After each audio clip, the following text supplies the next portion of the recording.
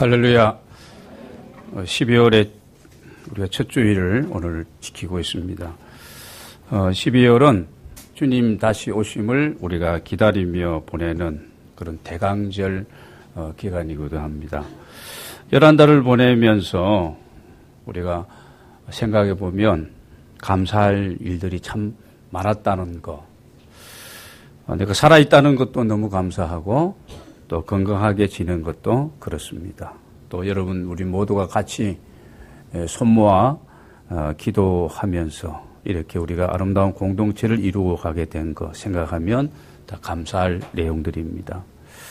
지난 일들을 보면서 우리가 올해를 지내고 있는데 정말 2016년도에는 또 정말 새롭고 귀한 한 해가 되리라는 그런 믿음도 우리의 마음에 생겨야 될 것입니다.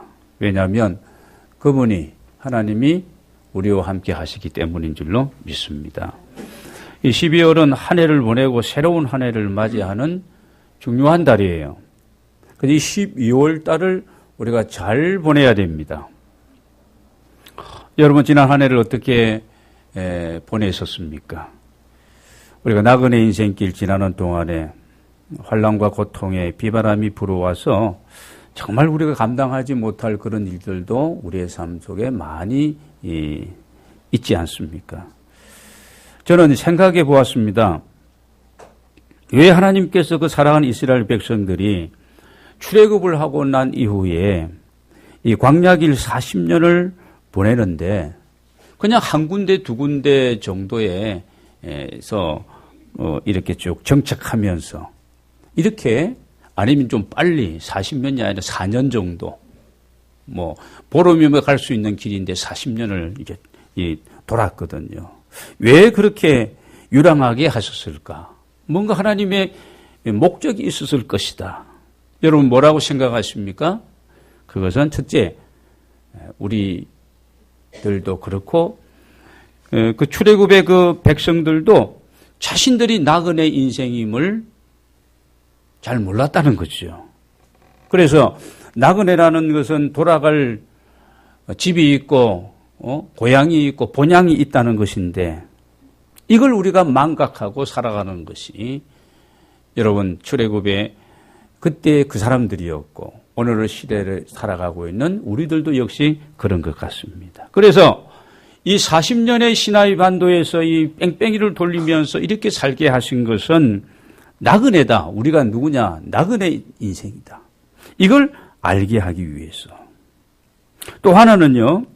광야길을 사는 동안에 떡으로만 살 것이 아니고 하나님의 말씀을 따라서 살아야 할 존재라는 사실을 알려주기 위해서 여러분 이스라엘 백성들에게 40년의 긴 기간을 허락해 주셨던 것입니다.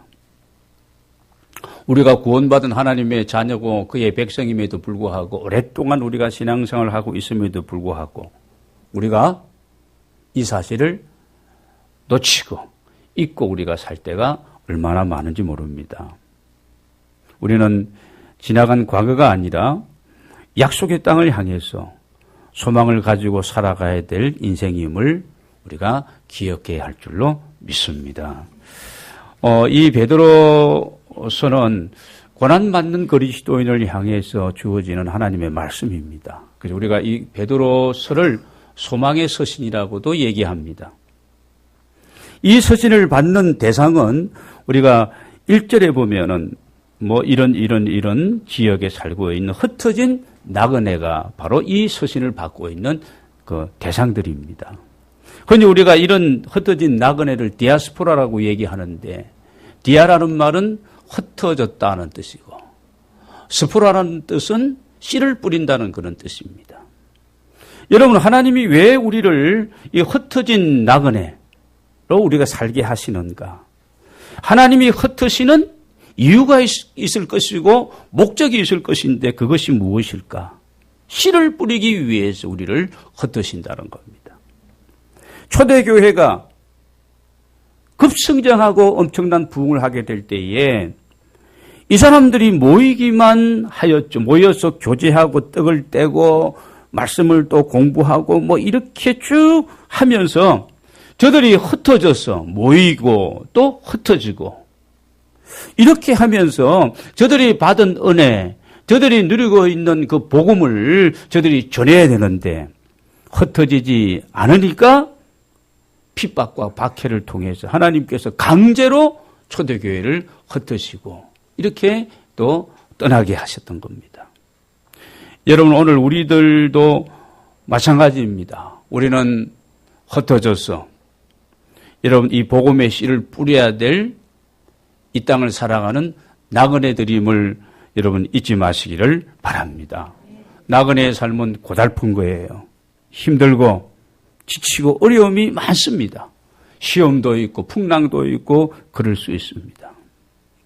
그러나 우리가 겁내지 말고 이 길을 갈 수 있는 것은 좀 전에도 말씀드렸던 것처럼 그분이 우리와 함께 하시기 때문에 우리에게는 약속되어진 돌아가야 될 고향이 있기 때문에 새하늘과 새 땅이 있기 때문에 썩어질 세상 것에 우리가 집착하고 살 것이 아니라 영원한 하나님의 나라를 소망 중에 바라보면서 믿음으로 우리 모두는 살아가야 할 그런 존재들이라는 것입니다.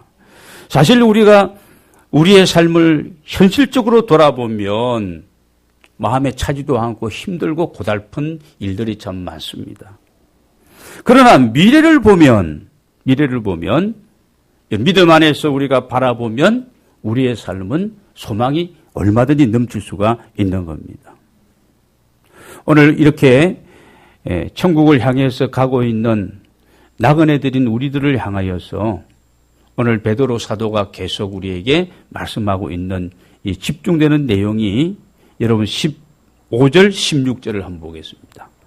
어떤 말씀을 하고 있느냐. 같이 한번 읽겠습니다. 15절, 16절 시작. 오직 너희를 부르신 거룩한 이처럼 너희도 모든 행실에 거룩한 자가 되라. 기록되었으되 내가 거룩하니 너희도 거룩할지어다 하셨느니라. 거룩한 삶을 살라고 우리에게 요청하고 있습니다. 왜 우리가 거룩한 삶을 살아가야 되느냐? 우리는 소망 있는 나그네들이기 때문에 그렇게 우리가 살아가야 된다는 겁니다. 거룩이란 뜻은 여러분이 아시는 것처럼 구별되다 또는 아니면 분리되다 이런 뜻이 아닙니까? 성과 속. 그래서 우리가 살아가야 될 그 영역은 속된 영역이 아니라 성스러운 영역입니다. 구별된 영역입니다. 이 성스러운 영역을 얘기할 때에 자꾸 윤리적으로 도덕적인 그런 의미로만 우리가 생각하면 안 됩니다. 이방인과 믿음이 없는 사람들과는 다른 차원의 삶을 우리가 살아야 된다는 거죠. 우리가 모든 것을 바라보는 관점이 달라져야 되겠고, 흔히 우리가 이걸 세계관이라 그러는데요. 우리의 가치관이라든지 우리의 인생관이라든지 이런 부분들에 우리가 다름이 있어야 되는 겁니다. 우리가 이렇게 구별되고 거룩한 삶을 살려고 하니까 어떤 외모적인 그런 모양이나 모습을 자꾸 떠오르게 되는데 그런 것이 아니라는 겁니다. 흰저고리 입고 검정 치마 입고 머리에 이렇게 딱 묶고 이렇게 살아가라는 얘기가 아닙니다. 직장도 우리가 다니는 직장은 다르고 우리는 세상적인 것들은 완전히 단절하고 수도하고 수절하고 그렇게 살라는 의미가 아닙니다. 똑같이 우리가 가정에서 생활하고 있고 직장도 내가 다니면서 사업을 내가 또 이렇게 하면서도 정말 성별되고 구별된 삶을 사는 것이 그런 믿지 않는 사람들과 소망이 없이 살아가는 사람들과는 구별되게 차별되게 우리가 살아야 된다는 겁니다. 여러분, 오늘 우리가 나그네 인생을 살아갈 때 나는 정말 이런 거룩한 삶을 향한 이런 어떤 도전의식이 내게 있는가? 오늘 예배하면서 한번 정리해 보면 좋겠습니다. 왜 우리가 나그네 있을 때 거룩한 삶을 살아야 하는가? 그 이유는 오늘 여러분 13절에 보겠습니다. 그러므로 너희는 이렇게 살아라고 지금 말씀하고 있는데 이건 뭘 전제하고 있는가 하면 너희가 구원받은 하나님의 사람들이기 때문에 2절로 돌아갑니다. 베드로전서 1장 2절을 보면은 이런 말씀이 있습니다. 곧 하나님 아버지의 미리 아심을 따라 성령이 거룩하게 하심으로 순종함과 예수 그리스도의 피뿌림을 얻기 위하여 택하심을 받은 자들에게 편지하노니 은혜와 평강이 너희에게 더욱 많을지어다. 성부 하나님의 선택하심이 우리에게는 있었고 성자 예수 그리스도의 피 흘리심, 우리를 위한 구속과 대속에 이런 죽으심이 있어서 그리고 성령께서 우리에게 너는 하나님의 백성이라는 하나님의 자녀라는 인치심이 있었고 우리를 거룩게 하시고 우리로 하여금 마음으로 이렇게 믿어 주님을 영접하게 하시고 이 믿음을 갖게 하신 성부, 성자, 성령 이 하나님의 동시다발적인 이런 어떤 사역의 역사가 있어서 오늘 저와 여러분이 구원받은 하나님의 백성이 된 줄로 믿습니다. 그렇다면 복음으로 구원받은 우리가 그리스도인이라면 정말 거듭난 사람이라면 하나님의 택하심 속에서 예수 그리스도를 구주로 영접하고 성령님 내 안에서 나와 함께 동행하는 이런 하나님의 사람이라면 우리가 어떻게 해요? 구별된 거룩한 삶을 우리는 살아야 된다는 겁니다. 여러분 13절 말씀을 계속 보시기 바랍니다.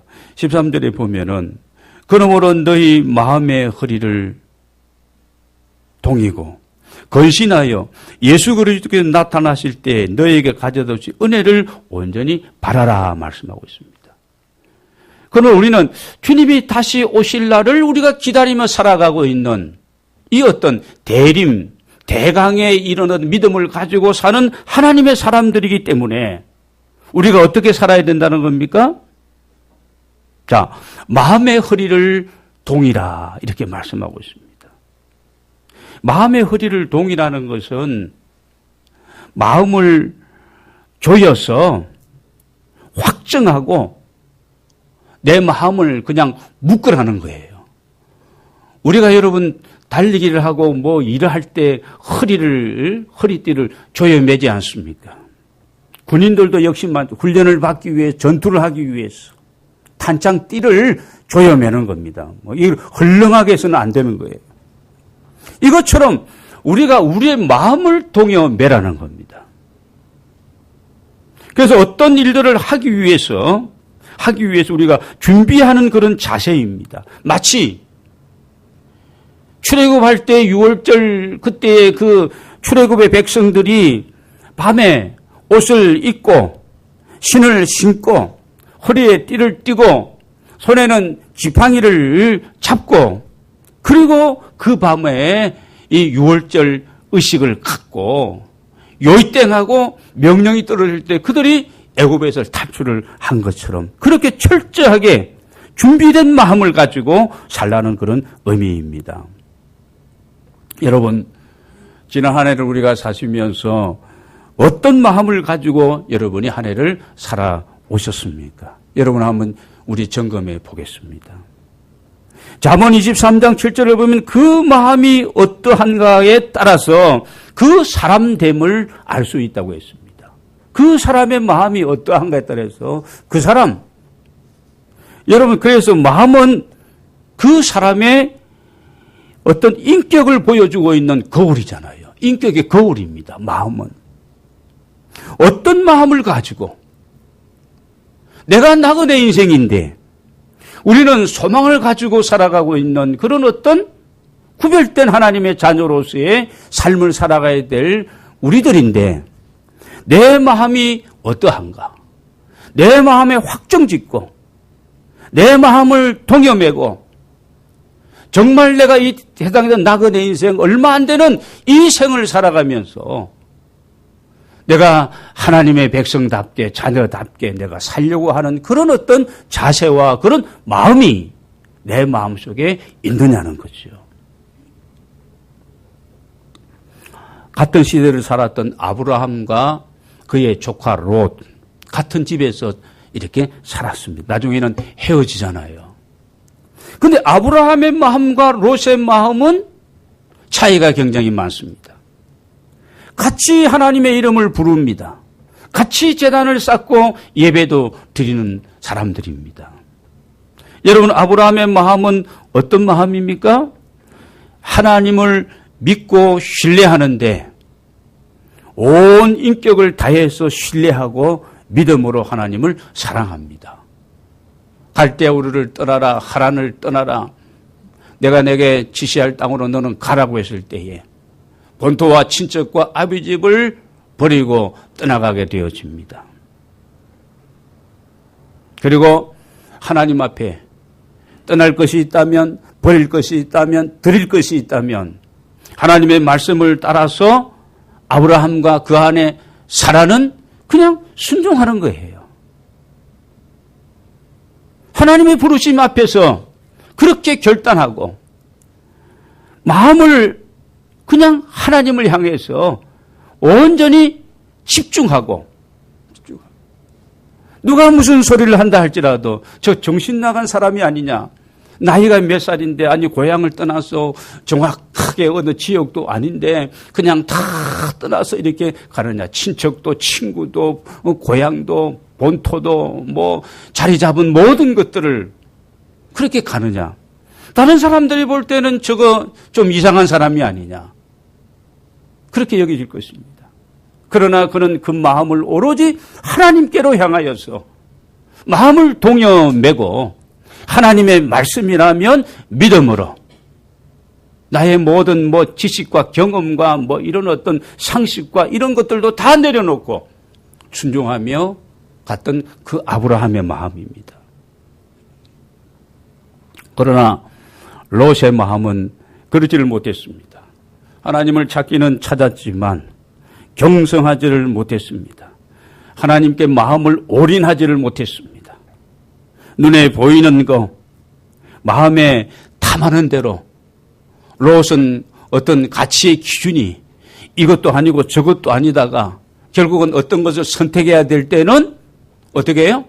자기의 어떤 육신적인 가치관을 가지고 그렇게 눈에 보이는 대로 마음에 혹하는 대로 그냥 선택해 버리는 겁니다. 하나님을 기억하고 그 하나님 앞에서 내가 이것이냐 저것이냐 이 일이냐 저 일이냐 이렇게 선택하지 못하고 자기의 생각대로 육신의 정욕과 안목의 정욕과 이 생의 자랑을 위해서 선택하고 그 길로 가게 되어집니다.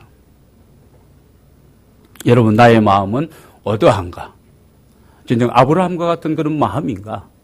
아니면 교회는 다니고 주의 이름을 부르기는 부르지만 아직까지 롯과 같은 그런 마음인가? 여러분, 오늘 저와 여러분이 아브라함과 같은 믿음의 자손들이 되어야 할 줄로 믿습니다. 마음의 허리를 동이고 근신하라. 근신하라는 말은 그런 거예요. 정신을 바짝 차리고 살아라는 겁니다. 왜냐하면 주님 다시 오시기 때문에 이 대강절을 보내면서 우리가 그런 좀 결단을 하고 말입니다. 주님 다시 오시는데 주님 언제 오시는지 우리가 모르잖아요. 이번 성탄절 전인지 지난지 10년 후인지 100년 우리 모르는 거예요. 주님 다시 오신다. 그래서 내 마음을 오로지 하나님께로 향하고 내가 정신을 바짝 차리고 근신하고 말입니다. 세상 일에 취하지 말고 자제력을 잃어버리고 균형 감각도 떨어지고 세상적인 게 분유하고 통제력도 없이 정신없이 그렇게 살아가지 말고 정신을 바짝 차리고 살아가야 된다. 마음의 허리를 동이고 근신하여 살아가야 된다. 믿는 것도 아니고 안 믿는 것도 아니고 이러면 안 된다는 겁니다. 하나님이 내게 주신 직분이 있고 하나님이 내게 허락하신 사명이 있고 하나님이 내게 주신 은사와 달란트와 재능이 있다면 하나님과 그 나라를 위해서 복음을 위하고 생명을 살리는 일에 하나님이 나를 보내신 일터에서 하나님 나로 하여금 만나게 하는 그 사람들을 통해서 내가 그런 일에 집중하면서 여러분 그렇게 살아야 된다는 겁니다. 그냥 물 흐르는 대로 시간 가는 대로 세상 그냥 유행 따라서 이렇게 사는 것은 마음을 동이고 근신하고 살아가는 나그네의 자세가 아니라는 말씀입니다. 자, 이렇게 마음의 허리를 동이고 근신하면서 여러분 말씀에 계속 보면은 13절 끝에 보면은 너희에게 가져다 주실 은혜를 온전히 바라면서 주님의 은혜를 사모하며 우리가 살아가는 겁니다. 지금까지 지내온 것 주신 은혜 감사하고 우리에게 주실 은혜를 우리가 또 기대하면서 계속 기도하는 거죠. 계속 씨를 뿌리는 겁니다. 계속 그분을 바라보는 거예요. 일관성 있게 인내하면서 말입니다. 여러분 그렇게 살아가는 저와 여러분이 되기를 원합니다. 왜 하나님이 우리를 이렇게 거룩한 삶으로 이렇게 자꾸 요청하실까? 우리는 세상 사람들 다는 구원받은 하나님의 백성들이기 때문에 주님 다시 오실 그날을 우리가 소망중에 바라보며 사는 사람들 때문에 구별되게 사는 겁니다. 마음이 다른 거예요. 생각이 다 다른 겁니다. 그 세상 사람들과 좀 다른 거예요. 똑같다면 여러분 안 되는 겁니다. 다시 14절 15절을 보면은 너희가 순종하는 자식처럼 전에 알지 못할 때에 따르던 너희 사역을 본받지 말고 여러분 우리가 하나님의 자녀 하나님의 백성이 되었다면 하나님의 이 부모의 말씀에 순종하는 그 자녀와 똑같지만 그 자녀처럼 우리가 순종하고 내 사사로운 어떤 욕심 탕자처럼 말입니다. 탕자의 아버지가 뭐 부족한 게 아닙니다. 자녀를 둘째를 덜 사랑하는 것도 아니에요. 근데 그 탕자는 사사로운 욕심입니다. 에덴 동산에서 아담과 하와도 마찬가지입니다. 하나님이 완벽한 그 에덴을 그들에게 생육하고 번성 땅에 충만하고 다스리라고 축복해 주시고 하나님과 함께 에덴을 거닐면서 이렇게 동행하던 아담과 하와가 사사로운 욕심입니다. 모든 거 다 주셨고 한 가지 신과 인간 창조주와 피조물을 구별하고 있는 선이었던 그 선악과 나무를 사사로운 욕심으로 침범하지 않습니까? 말씀을 어기고 도전하는 겁니다. 오늘 우리의 삶에도 이런 부분들이 너무 많습니다. 내가 거듭났어. 요한복음 1장 12절을 보면 영접하는 자 곧 그 이름으로 여러분 우리가 믿는 자에게 하나님의 자녀가 되는 권세를 주셔서 우리가 이 권세를 받은 자인데 이 거듭나고 하나님의 자녀인 우리가 하나님 아버지의 이런 성품을 내가 본받아야 되는데 오늘 16절 내가 거룩하니 너희도 거룩하라고 거룩하신 아버지 하나님께서 그의 자녀인 우리에게 내가 거룩하니 너희도 거룩한 삶 구별된 삶을 살아라고 했는데 여러분 우리가 이런 거룩성을 놓쳐버리고 있다면 정말 자녀처럼 우리가 아버지의 말씀에 순종하지 못하고 있다면 우리가 나그네 인생을 살아가면서 잘못 살아온 것밖에 다른 것이 없습니다. 여러분 오늘 16절 한번 같이 읽겠습니다. 다시 한번 읽겠습니다. 시작. 기록되었으되 내가 거룩하니 너희도 거룩할지어다 하셨느니라. 말 하나님의 명령입니다. 우리에게 구별된 삶을 살아라는 것은 하나님의 명령이에요. 하나님의 명령 이 말씀은 우리가 명령은 받고 안 받고 그런 게 아닙니다. 이미 하나님의 자녀가 되어 신분의 변화가 있었다면 그 명령은 내가 그대로 받아야 되는 겁니다. 하나님의 말씀이 여러분의 신앙과 생활, 행동과 양식의 규범으로 삼으시기를 바랍니다. 나의 모든 지식과 이론과 내 인생의 철학과 이런 제도와 모든 것보다도 최고의 권위는 하나님의 말씀인 줄로 믿습니다. 마지막 17절 말씀을 우리가 같이 읽고 말씀을 정리하도록 하겠습니다. 같이 읽겠습니다. 시작. 외모로 보시지 않고 각 사람의 행위대로 심판하시는 이를 너희가 아버지라 부른즉 너희가 나그네로 있을 때에 두려움으로 지내라. 너희가 나그네로 살아갈 때 어떻게 해요? 두려운 마음으로 살아라 하는 말씀입니다. 왜 우리가 두려운 마음으로 나그네 인생길을 가면서 믿음의 사람들이 그렇게 살아야 되느냐? 하나님의 심판이 우리 앞에 있기 때문에 그렇습니다. 하나님의 심판은 외모를 보시지 않는다. 오늘 17절에 분명히 외모를 보시지 않고, 외모라고는 내가 나그네로 있을 때에 어떤 계급장을 달고 있느냐, 얼마만큼 내가 뭘 벌었느냐, 얼마만큼 사람들이 내 이름을 기억하느냐, 이걸 보시지 않는다는 겁니다.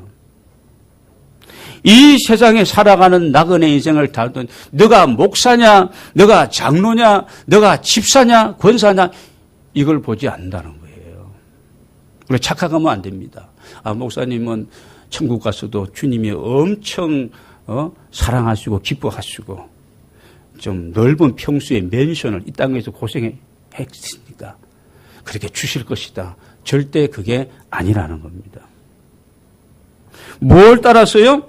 행위를 보고시고, 그러니까 이 땅의 나그네 인생을 살아가면서 내가 하나님의 말씀을 따라서 내 마음을 독려매고 내가 건신하고 내가 무엇을 위해서 내가 어떻게 살아가야 될 것인지에 대한 부분을 확신하고 내가 어떤 삶을 살았느냐, 내가 나그네 삶을 살아가 어떤 사람이었느냐, 하나님이 보실 때에 내가 신앙 양심을 따라서 어떤 존재로 내가 살았느냐, 하나님은 그것을 보신다는 겁니다. 사람들은 모릅니다.